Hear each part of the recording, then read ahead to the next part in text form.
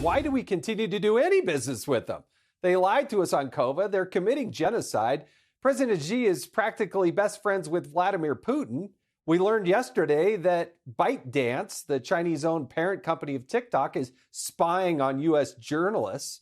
And today, the CCP issued a warning to the United States about bullying them. The Chinese foreign minister reportedly telling the Secretary of State Blinken in a phone call that the United States must not continue the old routine of unilateral bullying. And we must pay attention to Chinese legitimate concerns, stop curbing and suppressing its development, and not constantly challenge China's red line in a, quote, salami slicing way. Here now is Gordon Chang. He's Gatestone Institute Senior Fellow and author of The Great U.S.-China Tech War. Gordon, you're so good on China. Give me your impression, your thoughts on this latest revelation and this rhetoric coming out of China.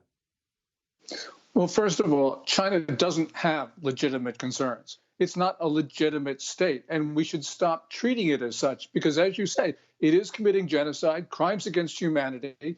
It deliberately spread COVID-19 beyond its borders. That's 6.7 million people outside of China who have died from a disease that should have never left the central part of that country.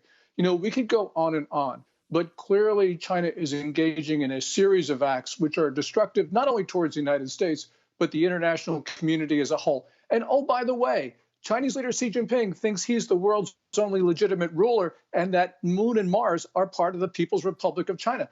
I don't know, you know, it's just inconceivable that we're dealing with China in a way that we have.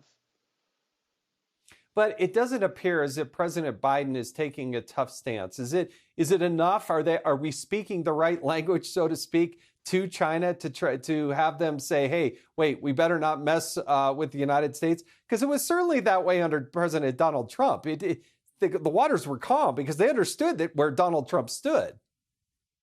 Yes. And what Biden is trying to do is he's trying, as he says, to find areas of cooperation with China. And because of that, we are not promoting our own interests. We're not defending our own country.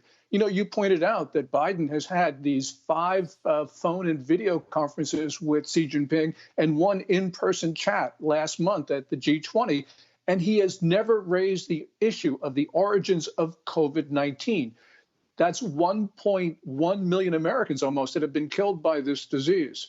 I mean, that's an abrogation of his most solemn and fundamental constitutional duty, which is to defend the United States from foreign attack. So you're absolutely right. Biden just uses the wrong language. He's not raising and not defending the United States. This is an abomination. Well, and what are we to make of TikTok? I mean, we hear a lot about it. They make fun videos. You watch them. They're pretty entertaining. But you know, they're used as a spying mechanism. That's the allegation. And yet there's been more action in the states than there hasn't been in the federal government. Yes, well, President Trump banned TikTok along with WeChat. President Biden, one of the first things he did was he reversed that ban. We know that over a course of years, about 3 or 4 of them, TikTok has been making representations to the U.S. about how it doesn't allow data to be sent to China. And it's violated every single assurance it's given to the U.S. But it's not just stealing data. It is actually more serious that it is using the TikTok algorithm to disseminate Chinese propaganda, glorifying drug use, promoting violence on American streets, and this year disseminating Russian narratives about the Ukraine war. So this really is an attempt to undermine and actually even overthrow the U.S. government.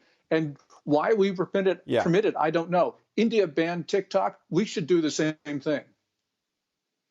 Yeah, and we haven't even begun to talk about fentanyl and the other things flowing into this country. Gordon, thank you. I really do appreciate you joining us tonight.